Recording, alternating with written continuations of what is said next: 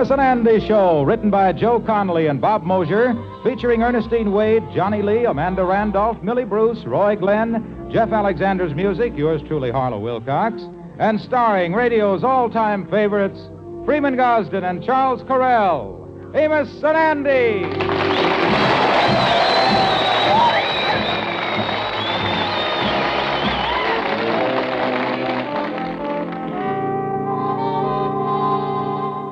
Some months ago, Brother Wilkins, one of the oldest and wealthiest members of the Mystic Knights of the Sea Lodge Hall, passed on. His estate has finally been settled, and the Kingfish has just returned home from the reading of the will at the lawyer's office to be confronted by an anxious Sapphire and her mother. All right, George, tell us. What did he leave you? Yeah. How much did you get, and when did you get it, huh?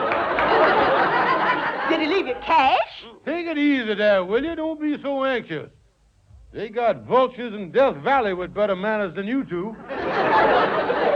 Well, we just wanted to find out what happened. Yeah, well, now I will tell you. When the will was read in the first bequest, Ted Jackson got Brother Wilkins' Malacca can. You remember how Brother Wilkins was always so happy? Yes. Well, we found the reason. The can was hollow with a cork stopper in the end of it. Hollow? Yeah, and there was almost a fifth of happiness still in there, too. Well, never mind all that. What did he leave you? Well, I got quite a thrill when the lawyer come to that part. Brother Wilkins bequeathed me an income of $25 a week for life. Oh, George, that's wonderful. With $100 a month, we could buy a car, go on a trip, buy new clothes. Oh, the sun done shined on us at last. Oh, it has. It has. Now, take it easy here. As far as the $25 a week is concerned, it ain't all fair and warmer. The boy done rained all over me in the next paragraph you read. Well, what you mean, George? Well, I only get the $25 a week if I provide the home for his 185-pound Great Dane dog, Queenie. A dog? Is you crazy? I don't care about no $25 a week. You ain't bringing no dog in here. Yeah. Can you imagine a dog cooped up here all day with me and Sapphire? Yeah, well, I will admit it might be quite a strain on the animal's nervous system, but Why, George Stevens, that dog would eat us out of house and home. You just got to find some other place for her. Maybe you can find a home for the dog. Yeah, but I'd have to pay, and ain't nobody gonna take care of a Great Dane for nothing. After all, he'd have to be fed. He eats. It would cost nobody with their right. Give me my hat. Where you going, George? Over to talk to Lonesome Andy Brown, the dog lover. That's where I'm going right now.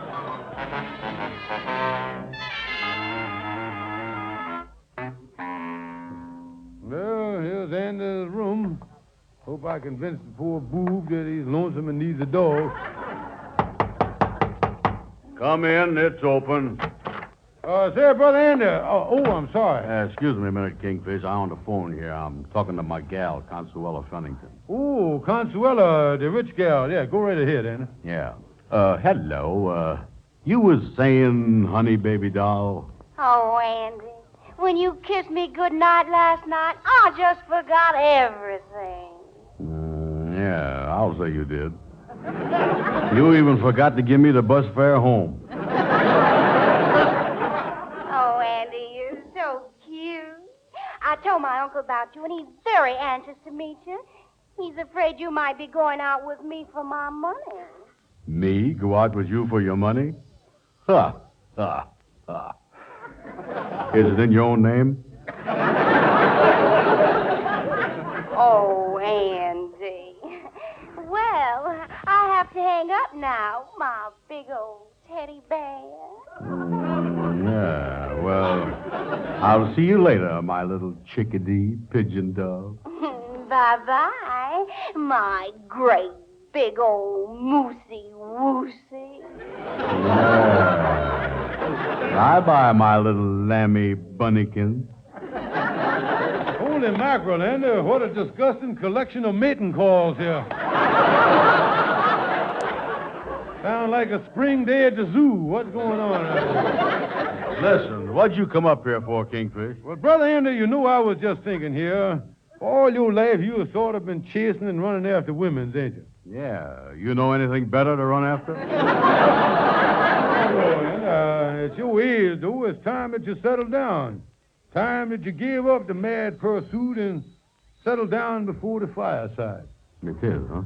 Yeah, Brother Andy, has you ever sat on a sofa with the lights down low and had a faithful dog snuggle up to you?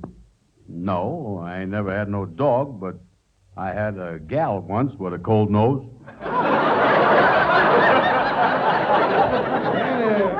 No, don't you know that a dog is better, a truer companion for a man than a woman is? What you mean?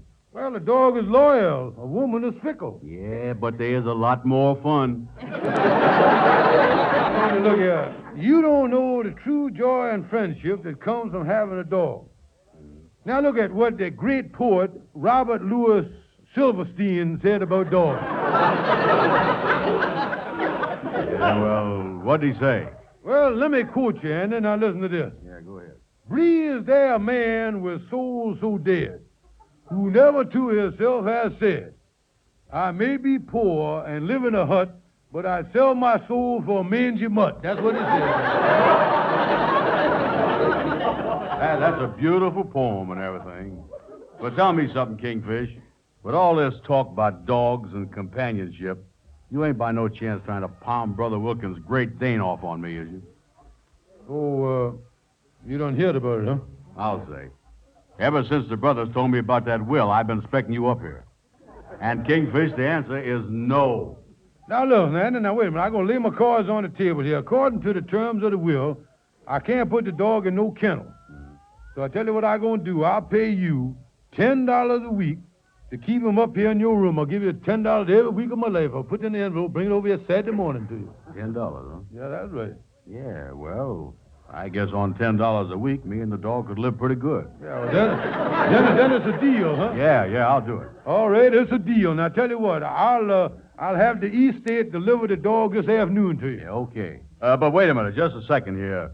Didn't somebody say this dog of Brother Wilkins is a Great Dane? Ain't they one of them great big dogs about 4 feet high? Well, they usually is, Andy, but this particular one happens to be what they call a toy Great Dane. Oh, well, that's different, Yeah. You know, I think I'll go down to the department store and get him a box to sleep in. Yeah, that's a good idea, Andy. Yeah, how big a box do you think I'll need? Well, while you're down there, why don't you just get a piano crate? Okay. No sense in crowding the little fella.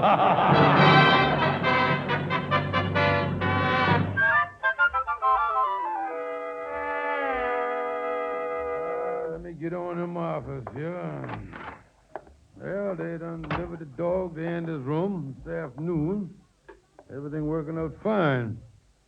I'm going to be in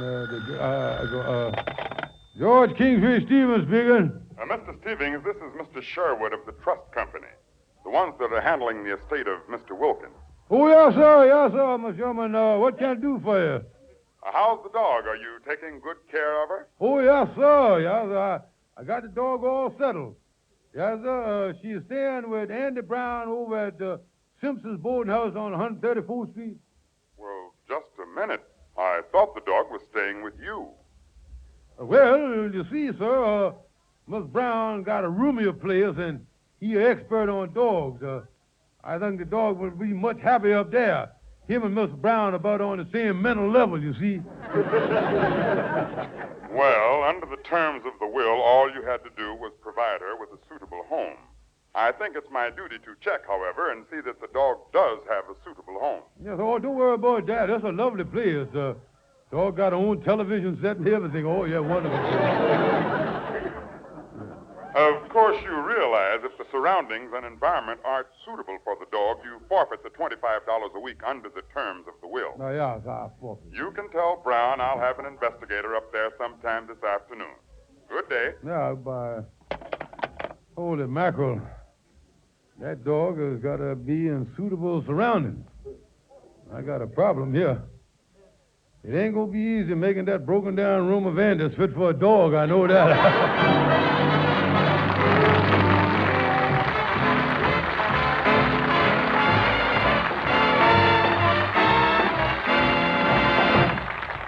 Well, that's the whole thing in a nutshell, Calhoun. If he don't like the conditions of Andy's room, can the man from the trust come to take the dog away? That's what I asked you now. Tell me that. Yeah, but wait a minute there. Ain't nothing wrong with Andy's room.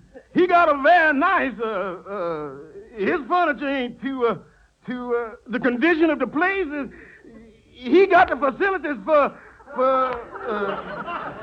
you know something, Kingfish? You wouldn't be in no trouble at all if Brother Wilkins had left you a pig.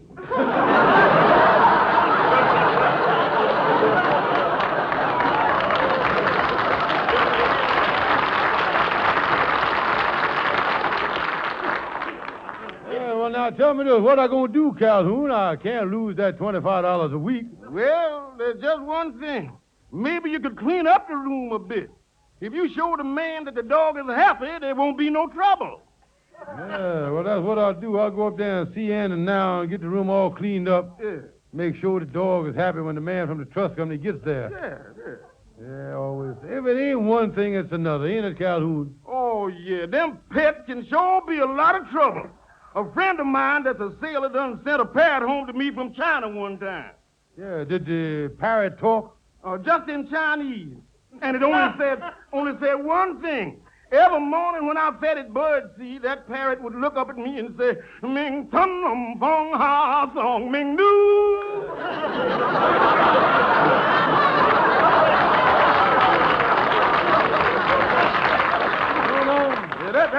That went on for a month. He'd say that every time I fed it bird seed. Yeah, that was funny. Yeah. Finally, I went down to the Chinese laundryman on the corner, and he told me what that bird meant when he said, Ming Tum Lum Fong Ha Song Ming Doo. Oh, tell me this. What do it mean? Man, ain't you got no meat around here?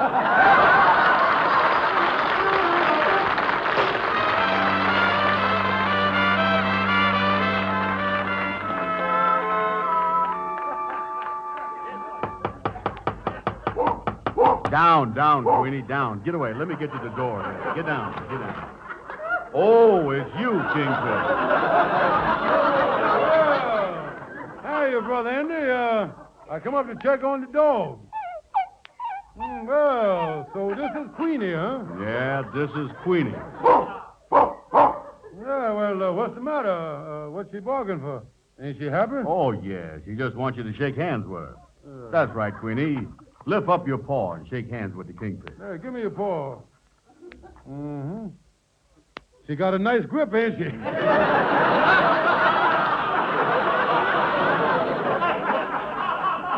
Listen, Kingfish, I want to tell you something. This is the biggest toy Great Dane I done ever seen. You know that? Yeah, well, she is a little large, but I'm glad to see that she's happy here.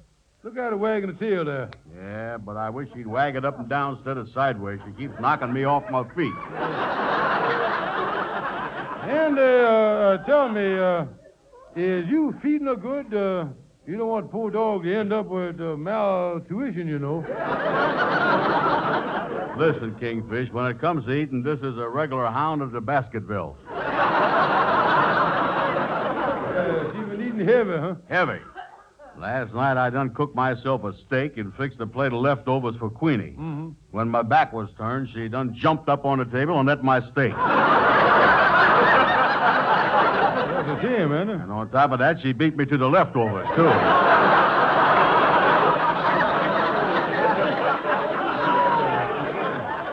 Well, I tell you one thing, Andy, you ought to get a couple of cans of dog food. In case that happens again, you won't have to go hungry, you see. And another thing, too. I had a little trouble keeping the landlord from finding out I got a dog up here. No. I heard him coming up the stairs this morning, and I told Queenie to hide under the bed. Yeah, that was smart, ain't it? Yeah, but while we were sitting here telling him the thing that I didn't have no dog up here, the bed got up and walked across the room. Well, now, I'm going to tell you something. We can take care of the landlord, but we still got a problem. The man from the trust company is sending an investigator up here to check on the living conditions. Well, there ain't nothing wrong with my room, is there? Well, no, there ain't nothing wrong with it for you, Andy, but the SPCA might not take the same lenient view of just dumped at the Board of Health here, you see. Yeah, you're right. It ain't too neat. The landlord cleans the place every day, but he ain't too careful about where he sweeps the dirt. Of course, you know that might be a advantage. But where he sweeps the dirt, what you mean, Andy? Well, if the dog wants to bury a bone, all she got to do is to go under the rug. Well, I don't know if they look at it exactly that way, Andy. You see, we got to fix up the room here. Now, listen, Andy, I'll tell you what. I'm going down to the store and get you some decent curtains, and then we'll get the mops and the brooms out, and we really give this place a going over here. Yeah, well, that ain't a bad idea, fixing up the room. After all, if me and Consuela Fennington gets nuptialated, she might want to live up here. Now, live up here? Yeah, while we're waiting for a rich uncle to kick the bucket and make our happiness complete. Oh, yeah, that's it.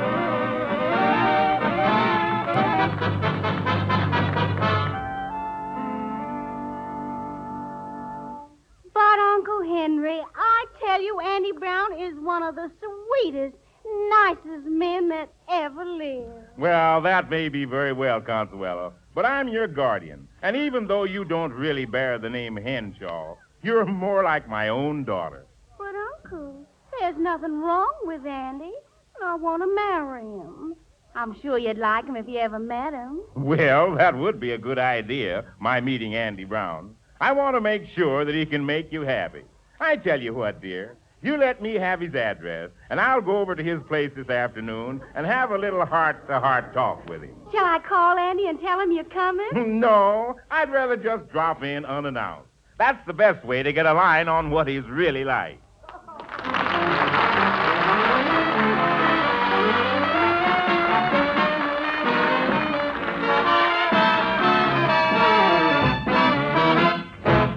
Well, Andy, your room looks pretty good here. And you was all set when the investigator gets here from the trust company about Queenie. Yeah, too bad we had to buy these new curtains, though. Yeah, well, there was no way to clean up those old ones. That was the only case I ever knew where Duz couldn't do nothing. Well,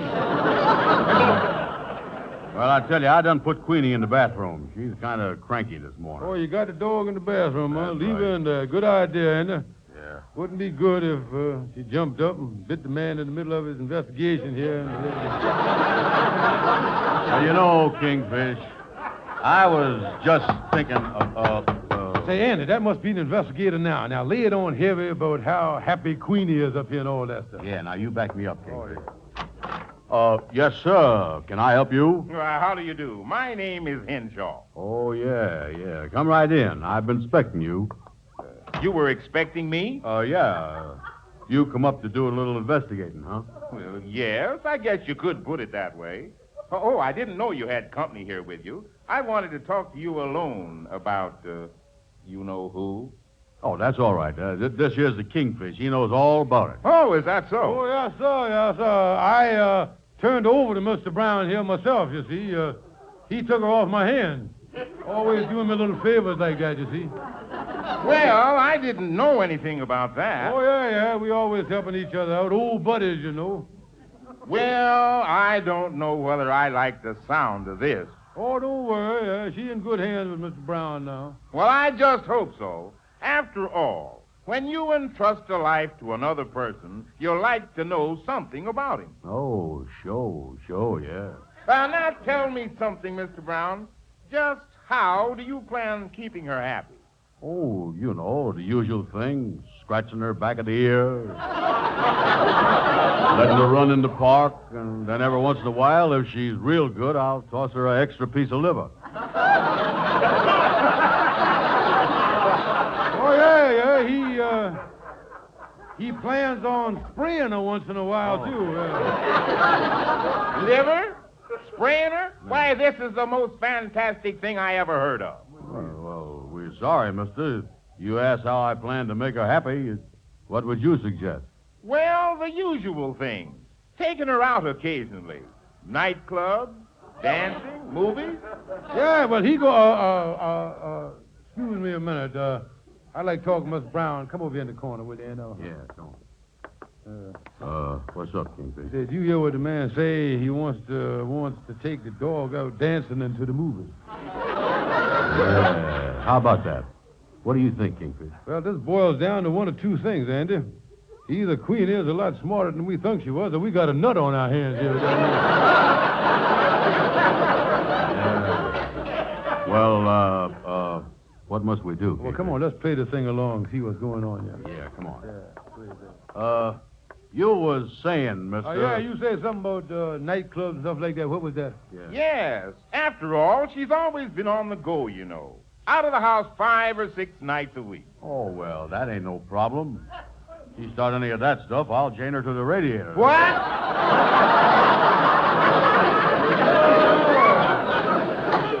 Or you could give her a couple of whacks with a folded newspaper. Folded newspaper? Yeah, well, I never like to hit him with a stick, you know. That's wrong. You can't hit him with How dare you talk about my niece that way? Well, now, a niece? Well, excuse us again, mister. We really need the conference this time. Come on over here, Miss Brown. How you like that, Andy? He thinks that big Great Dane is his niece. Holy smokes, this boy is real bad off. Yeah. Oh, it happened before. You know, Sapphire had a sister once, thought she was a seal. No, of course. Well, tell me this. You really suppose he thinks he's a dog? There's only one way to find out, Andy. Come on. Yeah. Excuse me, mister. Would you do me a favor? No, what is it? Could I feel your nose? What in the world are you talking about? Hey, what was that? Well, what's the matter? Don't you recognize your own niece? Niece? My niece? What in the world are you two talking about? Now, calm down here, mister. There's a veterinarian right down the corner. We'll get him up here, and he'll give you a distemper shot, and you won't feel a thing. What? Let go of me, you Grab him idiot. there, Take grab your him. hands off of me. Now, take it easy there. Down, boy, down. Kingfish is getting violent. Do something. Grab Do him. something. I don't know who to call. The psychopathic ward or the dog pound. Well, never mind. Hold him down. Yeah, there. Help! Let go of me. Down, boy, down.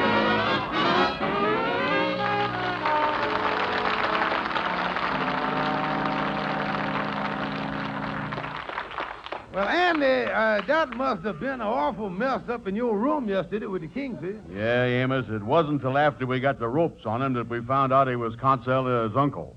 Well, I guess she's pretty mad at you, Andy. You say that she won't speak to you this morning, huh? Yeah, and on top of that, I hear the uncle is thinking of suing us for assault and battery. Well, what happened about the dog, Andy? Well, with the fight up in my room, we busted up the furniture pretty good. So by the time the real investigator got there, he said my room wasn't fit for Queenie to stay there. So the Kingfish has got her now. Oh, she is up there at the Kingfisher's apartment, huh? Yeah, well, the man said the Kingfish had to do that or lose the $25 a week. Yeah, but I just think Sapphire wouldn't stand for Queenie, up there. She don't want no big dog up there. Well, I know it. She ain't too happy about the arrangement, but the Kingfish talked her into it. Yeah, well, this was a sham. You lost out on the $10 a week and lost your gal and everything. Yeah, Amos, but the worst part of the whole mess is that I done cleaned up my room for nothing. Yeah, I know how you feel.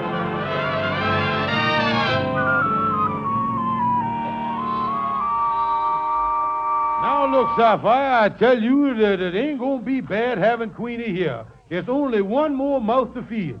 Well, I guess we can feed Queenie for about $10 a week. That leaves us $15. I guess it won't be too bad, and then we can... Oh, come in, Mama. Sapphire, I was looking for you. Well, I was just talking to George here, Mama. He done convinced me it ain't going to be too bad having Queenie here. Yeah, just one more mouth to feed. One more? Huh! You better come in the back room. Queenie's just had 8 Great Dane puppies. Oh, no.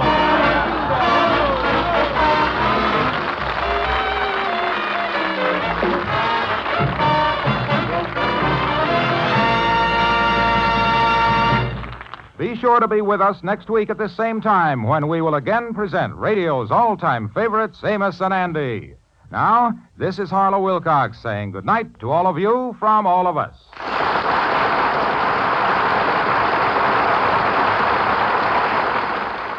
This is the United States Armed Forces Radio Service.